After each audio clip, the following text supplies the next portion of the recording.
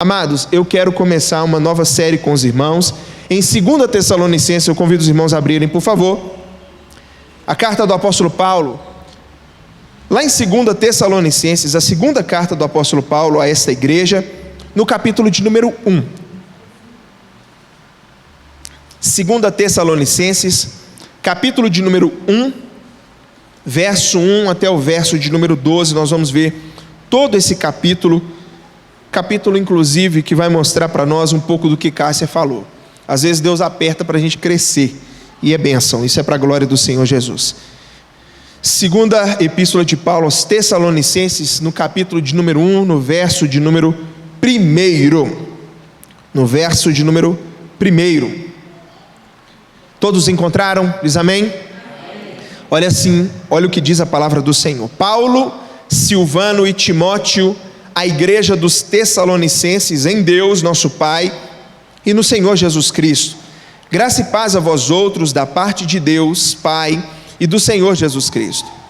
Irmãos, cumpre-nos dar sempre graças a Deus no tocante a vós outros, como é justo, pois a vossa fé cresce sobremaneira e o vosso mútuo amor de uns para com os outros vai aumentando, a tal ponto que nós mesmos nos gloriamos de vós nas igrejas de Deus, à vista da vossa constância e fé em todas as vossas perseguições e nas tribulações que suportais, sinal evidente do reto juízo de Deus, para que sejais considerados dignos do reino de Deus, pelo qual, com efeito, estáis sofrendo.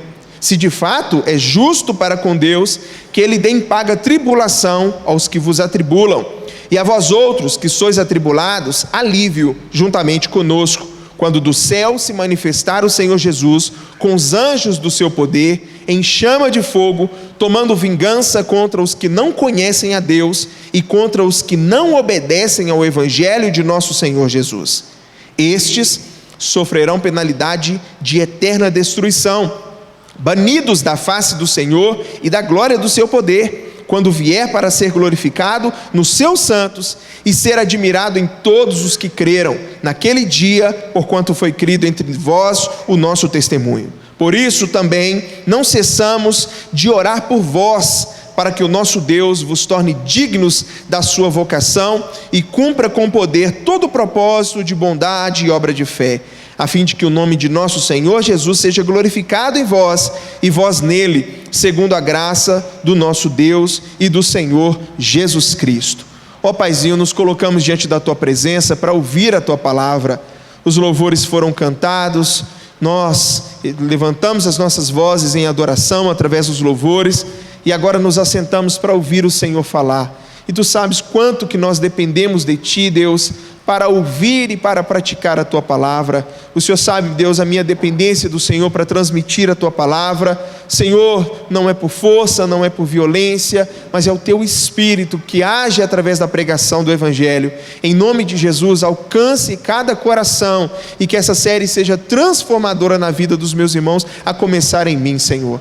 Assim eu suplico diante da Tua presença, o nome do Senhor Jesus. Amém e amém. Irmãos, é impressionante o quanto que nós somos inconstantes na maioria das áreas da nossa vida. Impressionante. Parece que a nossa vida, irmãos, é como se fosse um pêndulo de um relógio. A gente vai de um lado para outro, irmãos, conforme as circunstâncias da nossa vida. A gente vai muito rápido. Eu não sei se você é assim, mas o que eu presencio na minha vida e na vida de muitas pessoas ao qual eu tenho aconselhado, irmãos, são pessoas que acordam empolgadas, dispostas a vencer e a lutar, e vão dormir, irmãos, extremamente desanimadas, de um lado para o outro. Em um dia a gente ama a nossa casa, o nosso trabalho, o casamento, ama a família, e no outro dia, se fosse possível, a gente sumia. Irmãos, nós fazemos promessa de emagrecimento no domingo à noite, depois da pizza com Coca-Cola, e aí a gente começa até bem, a segunda-feira é ótima, chega na terça-feira a gente nem lembra, e a gente talvez amaldiçoa o dia em que a gente prometeu fazer uma dieta. É assim, de um lado para o outro a gente vai, de um lado para o outro. Com a vida de igreja também não é diferente. Às vezes a gente tem uma visão, principalmente no início da nossa caminhada, a gente tem uma visão otimista demais a respeito da igreja. A gente acha tudo muito perfeito, a gente acha que as coisas são extremamente maravilhosas, e a gente tem aquele olhar. Eu não sei se os irmãos se converteram depois de mais velho, mas o fato é que quando acontece dessa maneira, irmãos, a gente acha a igreja linda, a gente não consegue ver problemas. Para o recém-convertido tudo é maravilhoso, tudo é lindo de se ver, né? Eu estou no céu, é isso que acontece. Ou então pode acontecer quando a gente tem encontra uma comunidade de fé mais fiel, certo? Eu já testemunhei para os irmãos, quando eu conheci a fé reformada, irmãos, a bênção que foi para a minha vida, eu chegar na igreja presbiteriana e ver, irmãos, toda aquela organização, toda aquela ministração de palavra, preocupação com o evangelho. Irmãos, a gente fica assim como se estivesse andando nas nuvens, caminhando, e a gente é otimista, olhando tudo com os olhos otimistas para esse tipo de situação. Pode ser então, irmãos, pode ser simplesmente pelo fato da gente estar vivendo em paz num contexto de igreja. A gente olha e fala assim: nossa, mas os jovens da igreja que ontem tiveram um aniversário lindo aqui, que foi bênção.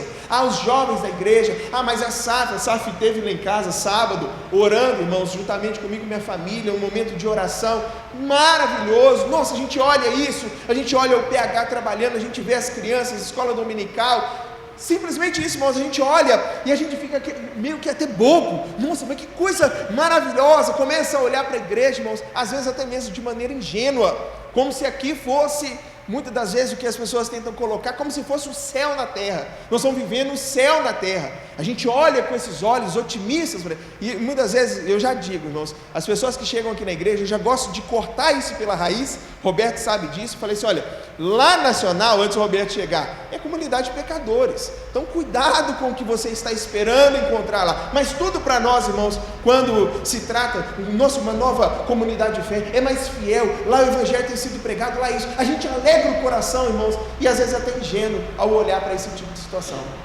olhar para a maneira como as coisas estão, vivendo um novo tempo. Que maravilha, como se tudo fosse perfeito, como se tudo fosse maravilhoso demais. Mas também existem aqueles que já são pessimistas. Se tem um lado da moeda, também tem o outro. Existe um pessimista radical, que é aquele tipo de pessoa, irmãos, que no decorrer da vida dele, da vida de igreja, ele foi frustrado de alguma maneira, e aí para ele nada serve. Toda a igreja, por exemplo, até Josimar falando, né, de uma pessoa lá, o Pedro falando ontem, na reunião do conselho, de um funcionário lá, e chegou e, não, é porque tua igreja é tudo igual, igreja é tudo desse jeito. Pessoas, irmãos, a gente pode ser frustrado, pessoas que foram frustradas por uma liderança, um problema que teve com um pastor, um problema que teve com um presbítero, alguém da igreja, e aí a pessoa fica frustrada com aquilo e acha que toda igreja é assim. Então ele vai olhar para a igreja e vai ter uma visão completamente pessimista, vai olhar e falar assim: nenhum lugar serve, ali não serve, é isso, aquilo, outro, aí tem um projeto na igreja, mas não sei se isso vai para frente, porque no passado já teve, e começa a olhar a vida de igreja como se fosse, irmãos, um grande caos.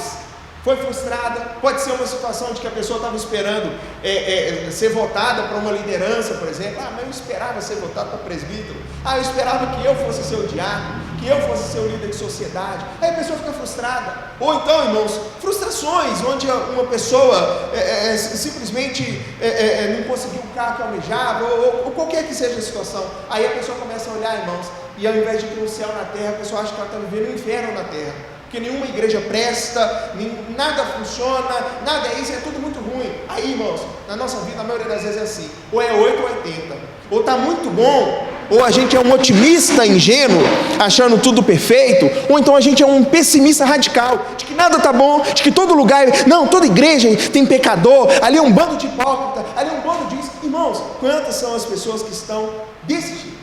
Falta-nos o quê? Falta-nos uma visão equilibrada a respeito do que é igreja, a respeito do que é vida de igreja.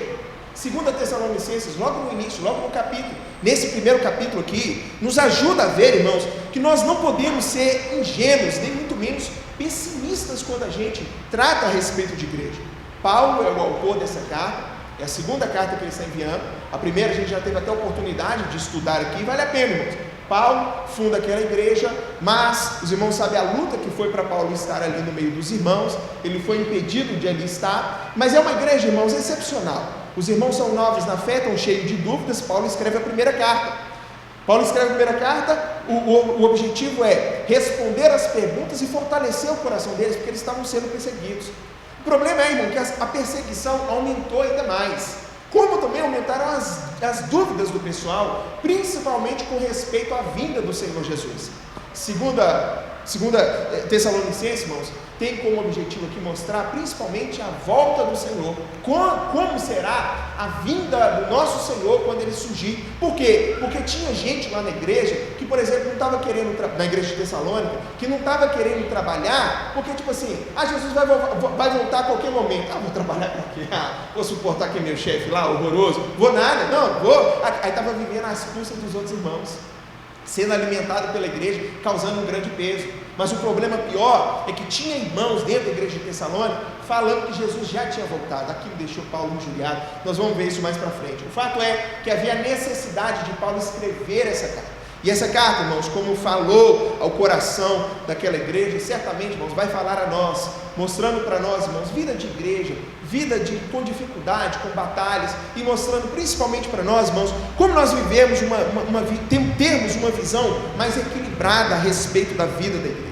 Paulo começa, irmãos, mostrando as virtudes dessa igreja, porque era uma igreja virtuosa. A igreja de Tessalônica era uma igreja extremamente virtuosa. Eu quero que os irmãos acompanhem comigo, olhando para o texto. O verso 1, verso 2, ele faz a saudação, ele fala quem está com ele, é Paulo, Silvano, Timóteo, a quem ele está enviando essa carta. E aí no verso de número 3 aqui, irmãos, ele começa a mostrar para nós as virtudes dessa igreja.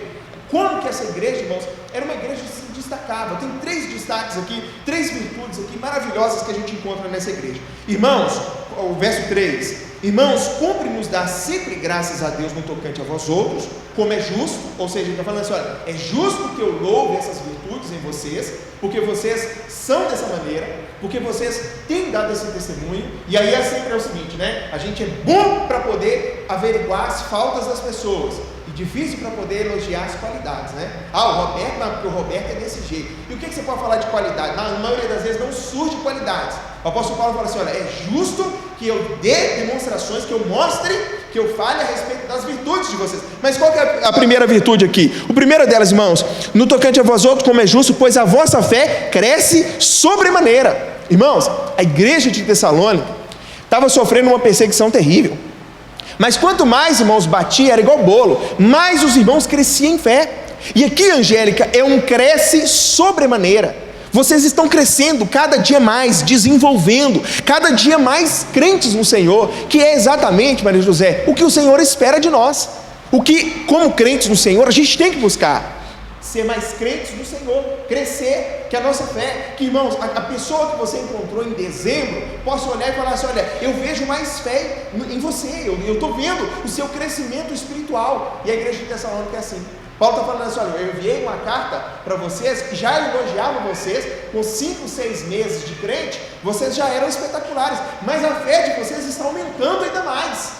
Tem gente, Camila, que tipo assim, não, eu sei que Jesus morreu pelos meus pecados, morreu numa cruz ali, se eu crer nele, já está bom, o que eu sei de Jesus já está bom. A pessoa não busca desenvolvimento, crescer, e o que o Senhor espera, irmãos, é que a gente desenvolva cresça na nossa fé, cresça diante da presença do Senhor, é o que Ele espera de nós. E a igreja se destaca, a primeira virtude das virtudes da igreja aqui de Tessalônica é o crescimento da fé. Mas tem mais, olha o texto, pois a vossa fé cresce sobremaneira, e o vosso mútuo amor de uns para com os outros vai aumentando. Irmãos, isso aqui é resultado prático de quem está levando uma vida aos pés do Senhor. Quanto mais conhecimento, mais busca do Senhor, mais fé, quanto mais você cresce, mais isso reflete, irmãos, em quem está ao seu redor, mais isso reflete, irmãos, nos nossos relacionamentos. E a igreja de Tessalônica tem essa virtude, irmãos, de relacionamentos baseados no verdadeiro amor cristão. Quanto mais eu tenho de Cristo, quanto mais eu conheço de Cristo, mais amor eu tenho para dar aos meus irmãos, mais eu vou, irmãos, fazer florescer os meus relacionamentos. É por isso, irmãos, que não dá para acreditar em pessoas que falam assim, eu não gosto de pessoas, eu gosto de Jesus, eu não gosto de igreja, eu gosto de Jesus. Meu filho, Jesus morreu, foi pela igreja, é a noiva do Senhor, é por ela. E se você é crente em Cristo Jesus, uma das coisas, irmãos, que vai ficar bem claro, é que você vai amar pessoas, você vai amar os seus irmãos. Como é que você vai para o céu se você não gosta de crente, se você não gosta de pessoas? Não gosto de me relacionar com as... Eu vou lá, sento e vou embora, não vou me relacionar com ninguém. Gente, o que você vai fazer no céu? Vai fazer outra coisa então. Fato é, quanto mais de Cristo, mais os nossos relacionamentos se desenvolvem, mais há amor. E aqui o primeiro das virtudes da igreja é o crescimento da fé, o segundo é o aumento do amor, e o terceiro, irmãos, é a firmeza. Porque olha só o que diz no verso 4 aqui: a tal ponto, olha só, está crescendo a fé, está crescendo o amor, a tal ponto que nós mesmos nos gloriamos de vós nas igrejas de Deus. Ou seja, Paulo está falando assim: olha, vocês me deixam tão felizes que eu estou testemunhando de vocês para outras pessoas. Por quê? Porque à vista da vossa constância e fé em todas as vossas perseguições e nas tribulações que suportais. A igreja sendo perseguida, a igreja sendo, irmãos, apedrejada, os irmãos, tem gente morrendo, tem filhos, mães perdendo seus filhos, filhos perdendo pais, perdendo irmão, por causa do evangelho. Você olha para isso e fala assim: eu correria de lá, eu sumiria daquele lugar. E os crentes estão crescendo na fé, os crentes estão aumentando o relacionamento de amor uns com os outros, e os crentes estão perseverando cada vez mais firmes. É uma igreja virtuosa, é uma igreja maravilhosa. Paulo olha para essa igreja, irmãos, e não tem como ele ser pessimista quando ele olha aqui para a igreja de Tessalônica. Ali Paulo encontra algo que ele sempre tratou nas suas outras cartas, que é três coisas, irmãos, que ele sempre fala: a fé, o amor e a esperança. E era exatamente isso que estava encontrando ali na igreja de Tessalônica. Os irmãos crescendo em fé, o amor aumentando entre eles, e estão esperançosos. Por quê? Porque eu só consigo suportar as perseguições da vida, irmãos, se eu sei que elas vão ter um fim, se Deus vai dar um fim em todas essas coisas. A firmeza, a gente vê a firmeza nessa igreja. Então o apóstolo Paulo, irmãos, essa igreja é uma bênção na vida dele, é uma bênção, essa igreja é uma bênção na cidade, é uma igreja maravilhosa.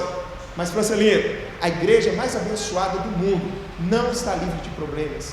As pessoas, os crentes mais abençoados do mundo, irmãos, não estão livres de cometer erros. É por isso, irmãos, que ao mesmo tempo que Paulo ora agradecendo, ele começa dizendo que ele dá graças a Deus pela vida daqueles irmãos, pela firmeza, ou seja, ele louva a Deus pelo que Deus tem feito no meio daquela igreja. Ao mesmo tempo, irmãos, ele vai orar para que Deus mantenha aqueles irmãos, porque ele sabe que é o seguinte: a igreja está sendo perseguida, a igreja está perdendo membros por causa da perseguição que está vindo dos imperadores ali, que estão vivendo naquele tempo, irmãos, por causa do evangelho.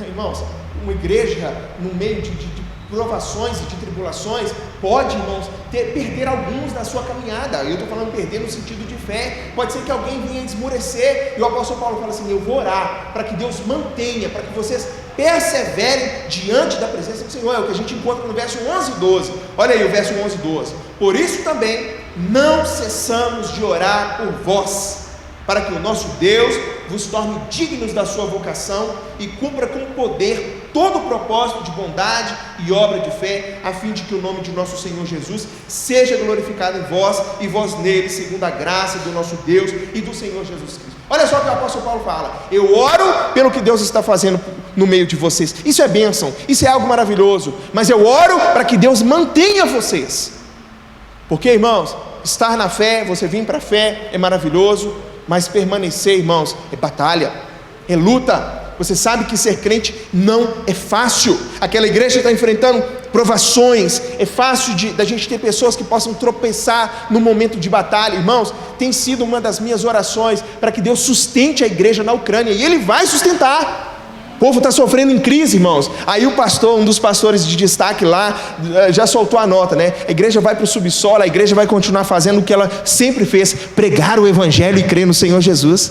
Momentos de provação faz com que a gente aumente a nossa fé. Ou pode ser, irmãos, que aqueles que estão, irmãos, água de batata, possam vir, irmãos, muito deles até mesmo desviar nos momentos de grande provação. O fato é que a igreja está enfrentando perseguição. Olha o verso de número 4 e 5: a tal ponto nós nos gloriamos aí de vós nas igrejas de Deus, à vista da vossa constância e fé em todas as vossas perseguições e nas tribulações que suportais. E aí, olha só, essas provações, essas tribulações que vocês estão enfrentando são sinal evidente do resto do juízo de Deus, para que sejais considerados dignos do reino de Deus, pelo qual com efeito estáis sofrendo. Se você entendeu, se você não entendeu, deixa eu explicar. Aqui o Senhor está falando o seguinte, assim: olha, vocês estão sendo provados, e à medida que vocês são provados, isso faz com que vocês se tornem dignos do evangelho do nosso Senhor. dignos da salvação que vem pelo nosso Deus, dignos, irmãos, do reino do nosso Deus. Com efeito, vocês estão sofrendo por isso, vocês estão sofrendo por esse motivo. Irmãos, há sempre um motivo para o nosso sofrimento. Estou falando na vida do crente, há sempre um propósito, um motivo, um porquê de nós estarmos sofrendo. Nós não sofremos em vão. Nós não temos, irmãos, no céu um Deus sádico que gosta de, não, vou provar a Angélica, porque eu quero mesmo, deixa eu ver como é que ela vai ser. Não, irmãos, nós temos um Deus no céu, irmãos, que tudo o que Ele faz é visando o nosso bem, é visando, irmãos, o seu nome, a sua glória. Ele é o Pai que dá boas dádivas, mesmo que essas boas dádivas, irmãos, venham por meio de tribulações, venham por meio de doenças, venham por meio de enfermidades, venham por meio, irmãos, de qualquer que seja a situação, perda de emprego, de situação financeira desestabilizada. O fato é, irmãos, que essas tribulações, essas provações, vêm sobre a nossa vida com um propósito. O Senhor está falando aqui para nós, para que sejais considerados dignos do reino de Deus. Vocês estão sofrendo. Pastor, mas está doendo, pastor. Dói, irmãos, é verdade, mas traz a cura.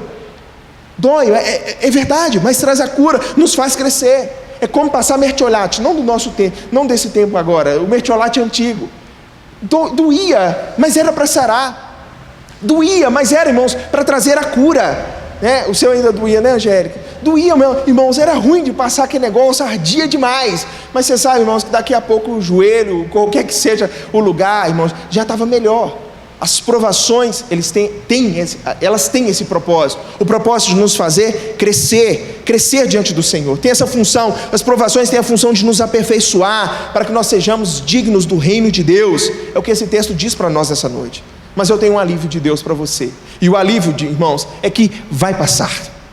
Todo o nosso sofrimento, toda a nossa dor, irmãos, ela tem data e hora certinha para acabar. Pastor, e como que vai ser? O texto bíblico vai mostrar para nós. Olha o verso 6 a 10 aí. Se de fato é justo para com Deus que Ele dê em paga tribulação aos que vos atribulam, e a vós outros, que sois atribulados, alívio juntamente conosco, quando do céu se manifestar o Senhor Jesus, com os anjos do seu poder, em chama de fogo, tomando vingança contra os que não conhecem a Deus e contra os que não obedecem ao Evangelho de nosso Senhor Jesus. Estes sofrerão penalidades de eterna destruição, banidos da face do Senhor e da glória do seu poder, quando vier para ser glorificado nos seus santos e ser admirado em todos os que creram naquele dia, porquanto foi crido entre vós o nosso testemunho. O apóstolo Paulo está falando assim, olha, haverá um dia em que o sofrimento será tirado do meio de vocês. Os que atribulam vocês serão atribulados por Deus. Chegará um momento em que o Senhor surgirá, irmãos, descendo junto com seus anjos, em poder, em chama de fogo. E aí, irmãos, Deus executará juízo sobre todos aqueles, irmãos, sobre todos aqueles que não creram no Evangelho, sobre todos aqueles que foram desobedientes, sobre todos aqueles, irmãos, que não procuraram conhecer ao Senhor ou deram a mínima para o Senhor. Que isso fique bem claro para você. Haverá um dia, irmãos, haverá um dia em que todos os impenitentes, todos aqueles que que voltaram as costas para o Senhor, irmãos, essas pessoas serão julgadas. Na vinda do nosso Senhor, que está próxima, cada vez mais próxima, o Senhor surgirá do céu com poder e glória, e Ele não vem mais como advogado, mas Ele vem como reto juiz. Ele vem assentado no trono, e Ele vem para julgar todas as coisas, inclusive aqueles que nos atribulam, aqueles que se levantam contra o povo de Deus, aqueles, irmãos, que querem fazer com que o povo de Deus esmoreça, que zombam, aqueles que mataram, aqueles que fizeram todo o mal. Essas pessoas serão julgadas pelo nosso Salvador. Olha o que o verso 9, irmãos, fala: estes sofrerão penalidade eterna na destruição, banidos da face do Senhor e da glória do seu poder. É o que vai acontecer, irmãos, caso você não creia no Evangelho. Que isso fique claro ao seu coração, ao coração de cada pessoa que aqui está. Os que desobedecem, os que não querem saber de Cristo Jesus, irmãos, o fim dessas pessoas será terrível. Podem estar vivendo agora em suas mansões, com dinheiro, irmãos, a riveria, para poder fazer o que quiser nesse mundo, mas é nesse mundo. O máximo do céu que essas pessoas, irmãos, terão, é o que elas veem hoje, é o que elas têm hoje, nesse mundo, é o máximo do céu que elas vão chegar. Porque o que aguarda aqueles que não creem em Jesus, irmãos, não é flores, não é coisas gostosas, não é eternidade, eternidade afastados, banidos da face do Senhor para todo sempre. E para mim, pastor, e para aqueles que creem, irmãos, é alívio, porque nós estaremos com Cristo eternamente. Estaremos habitando com o Senhor, irmãos, para todo e todo sempre, é o que o apóstolo Paulo fala. Mas fica claro, irmãos, que ao mesmo tempo que Paulo, ele não é um pessimista, porque ele vê coisas maravilhosas, virtudes dentro da igreja de Tessalônica. Ao mesmo tempo, irmãos, ele não é um otimista ingênuo, como se fosse um bobo. Ele sabe, irmãos, que onde tem homem tem pecado. Ele sabe, irmãos, que onde tem um aglomerado de pessoas, irmãos, vai ter desvio. E aí tem gente dentro da igreja mesmo que falando que Jesus já voltou, com assuntos perniciosos com relação ao evangelho. Está lá no meio do povo. Paulo sabe que os homens são assim. É por isso que ele ora, Marina, ao mesmo tempo falando: Senhor, eu te dou graças pela vida desses irmãos, obrigado, mas Pai, eu também faço uma oração, mantenha esses irmãos em fé, mantenha esses irmãos em perseverança diante do Senhor, guarda o coração desses homens. Paulo não é otimista ingênuo, não é pessimista radical. O que ele é, pastor? Algo que eu ouvi uma vez de um professor, que ele disse assim: Paulo era um realista equilibrado. O que é isso, pastor? É alguém, irmãos, que consegue olhar para a igreja e ver coisas boas, e quando ele vê coisas boas, ele louva a Deus por aquelas coisas, mas ele também consegue ver as coisas ruins, e quando ele vê as coisas ruins, ele não chuta o balde, ele não fala: vamos mudar de igreja, vamos fazer o que for. Quando ele vê coisas ruins no meio da igreja, ele intercede a Deus para que haja mudança. O que ele vê de bom, ele sabe que veio de Deus. É o que o verso de número 11 mostra para nós, irmãos. Por isso também não cessamos de orar por vós, para que o nosso Deus vos torne dignos. Quem é que nos torna dignos, irmãos? Deus. Não tem marraine, nada de bom em nós. Não há virtudes em nós, irmãos, que não venham das mãos do próprio Deus. É Deus que nos mantém, que mantém a nossa fé, que mantém o nosso caráter, que nos mantém diante da sua presença. Paulo sabe, irmãos, Paulo está olhando para isso e falando assim: olha, tudo que temos, é como Tiago diz, vem do Pai das luzes, vem daquele, irmãos, que é o nosso Senhor.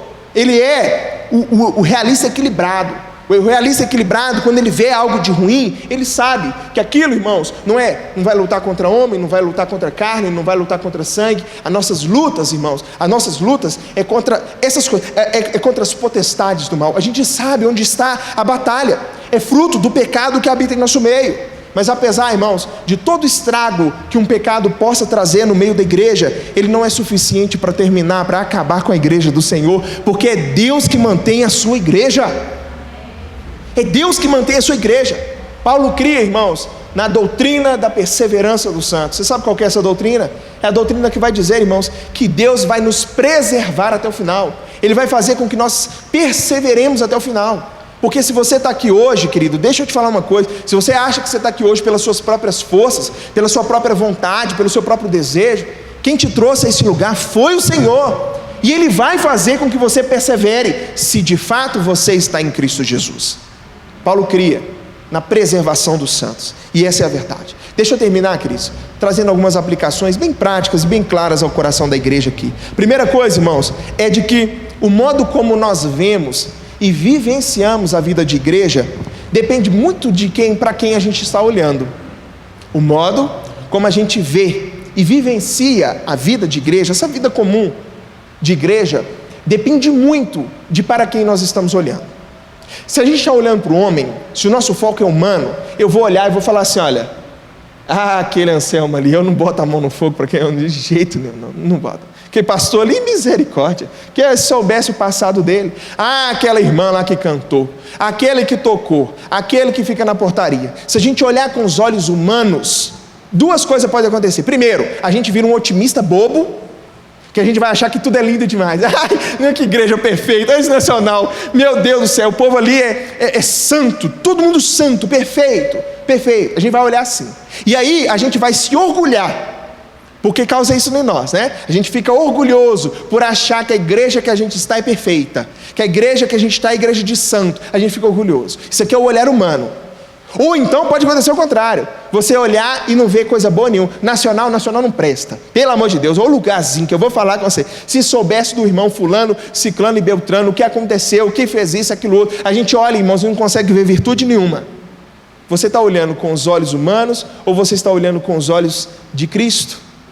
Ou você está olhando para o nosso Salvador? Porque se o ponto de referência for o nosso Deus, irmãos, nós vamos louvar a Deus pelas coisas positivas, e nós vamos clamar a Deus, irmãos, pelas coisas que não estão certas e que precisam ser restauradas. Isso é uma visão que, Angélica? Uma visão equilibrada. Tem que calibrar a sua visão. Você tem que parar com isso, irmãos, de pular de igreja, de ir para lá e ir para cá, e de fazer isso, aquilo, outro, por causa disso ou de aquilo outro. Se a sua causa, você tem que ver se a sua causa é justa, para você realmente tomar esses tipos de decisão. Olhar para dentro do seu coração e sair julgando A ou B. Aqui é comunidade de pecador. Aqui, irmãos, nós somos santos aos olhos do nosso Senhor, porque Cristo Jesus nos torna santos, mas nós não somos perfeitos. Perfeição é só na eternidade. Porque eu me decepcionei com o Nacional, porque teve uma vez. Irmãos, crescimento é o que o Senhor espera de nós. Passou, bola para frente, ergue a cabeça, bora trabalhar, aumentar em crescimento, aumentar em fé, desenvolver em Cristo Jesus. Você quer perfeição? Morre. Lá na eternidade tem, lá no céu tem perfeição. Aqui você vai ter, irmãos, pastor que pode falhar, que pisa na bola, que não vai te visitar, que vai fazer alguma coisa que você não gosta, que vai ter presbítero que faz isso, você vai ter membro que não faz isso. É lá no céu que tem gente perfeita. Aqui, não estou escondendo atrás das falhas, mas eu estou mostrando para você que você precisa ter uma visão equilibrada, porque, queridão, se a igreja não é perfeita, você também não é. Então presta atenção, cuidado com suas críticas, às vezes ácidas demais à noiva de Cristo, porque Jesus morreu por ela. Jesus morreu pela noiva do Senhor. A segunda coisa, irmão, de lição para nós, é que aqueles que não creem no Senhor, muito menos aqueles que são simpatizantes do Evangelho, não vão para o céu não, tá? Não vão para o céu não. O texto bíblico está falando aqui, olha só, o texto, verso de número 8, em chama de fogo, tomando vingança contra os que não conhecem a Deus. Aqueles que não conhecem a Deus, irmãos, Romanos 1 vai falar, o que de Deus se pode conhecer é manifesto. As obras da criação mostram muito claramente que existe um Deus, mas mais do que isso, e essas pessoas não querem saber do Senhor, mas mais do que isso, irmãos, tem aqueles que conhecem também, mas não querem saber de obedecer. O texto vai dizer assim, Marina, e contra os que não obedecem ao Evangelho de nosso Senhor Jesus. Não adianta, irmão, ser simplesmente simpatizante do Evangelho. Não adianta simplesmente ser frequentante de igreja. Não adianta, irmãos, simplesmente achar bonito o que Jesus fez. Como muitos vão falar assim, olha, ele morreu pelos meus pecados, que virtuoso que ele era. Irmãos, o fato é, se você obedece ou não ao Evangelho de Cristo Jesus.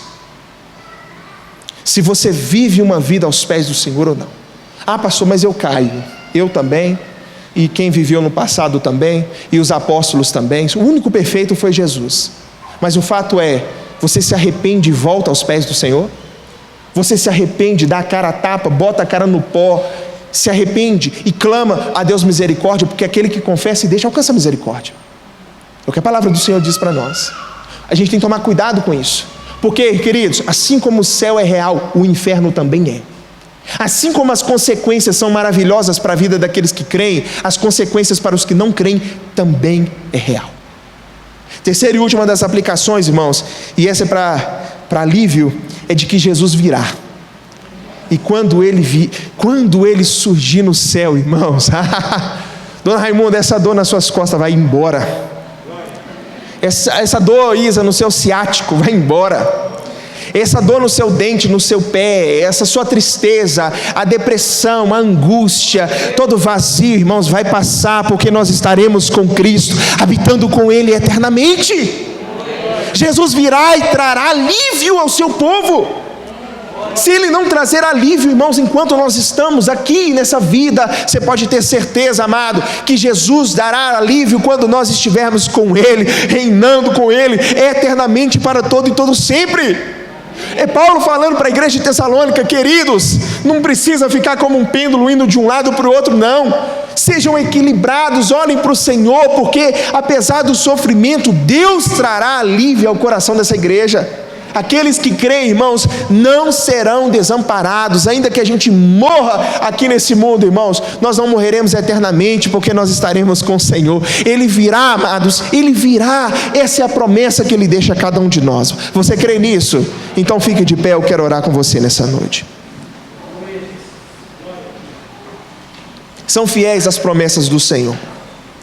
São fiéis as promessas do Senhor. E que cada um de nós, irmãos, possamos ter essa visão equilibrada do que Cristo Jesus tem feito, do que o nosso Salvador tem feito. Júnior, o Josimar vai cantar agora para nós. Vai cantar agora. É maravilhoso, nós temos essa visão de que Cristo Jesus, irmãos, está no controle de todas as coisas, de que as nossas provações, de que as nossas batalhas, de que tudo que nós temos enfrentado, um dia você vai ter alívio. Anderson, um dia você não vai precisar mais sair cedinho, enfrentar as dificuldades do trabalho, a luta que é no trabalho que o senhor tem, às vezes pegando, irmãos, ali, nossa misericórdia do trabalho do Anderson, só Jesus vai te dar graça. Que Deus, querido, o Senhor trará alívio, mas Ele trará alívio aos que creem, aos que colocaram nele a sua esperança, aos que depositaram nele a fé. É isso que você tem feito. A sua fé está firmada em Cristo Jesus. Você tem andado em obediência aos pés do Senhor, porque Ele voltará. Ó Senhor, eu te louvo nesse instante, porque o Senhor é tremendo, assim como tremenda é a tua palavra, Senhor. E Jesus, o Senhor nos dá garantia, Senhor, que as nossas perseguições, tribulações, as provações, angústias, toda dor, toda tristeza, toda doença um dia terá fim, Senhor. Breve o Senhor virá e todo o olho verá descendo das nuvens, Senhor Jesus. E o Senhor trará os seus anjos contigo, e aqueles que dormem, Senhor, ressuscitarão, e nós estaremos com o Senhor para todo e todo sempre. Que essa palavra traga alívio aos corações, perseverança, firmeza, porque o Senhor, meu Deus, é aquele que prometeu, e o Senhor é fiel para cumprir todas essas coisas. Ajude-nos, Pai, a crescer em fé. Ajude-nos, Pai, a desenvolver os nossos relacionamentos de amor cada vez mais e mais como igreja. Ajude-nos, Senhor Jesus, a sermos firmes no meio das provações. Ajude-nos a ter uma visão equilibrada a respeito da tua igreja, Senhor. Eu oro a Ti, confiado no Teu amor e no Teu Evangelho, em nome de Jesus. Amém, amém e amém. Podem se assentar, amados.